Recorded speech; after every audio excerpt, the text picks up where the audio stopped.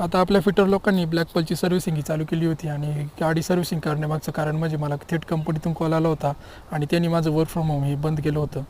पुण्याला गेल्यानंतर तेजू आणि विजू या जोडीची खूप आठवण येईल, तसेच गावचे मित्रही खूप आठवतील. आता बॅग ही भरून रेडी झाली होती आणि लॅपटॉप चार्जर काही विसरू नये याची मी दक्षता घेतली.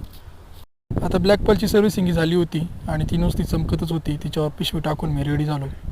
आता पावसाळ्याचे दिवस असल्यामुळे मी माझा प्रवास हा लवकरच चालू केला होता आणि या प्रवासात मी एकटा नसून किरणही मला मंचरमध्ये येऊन भेटणार होता.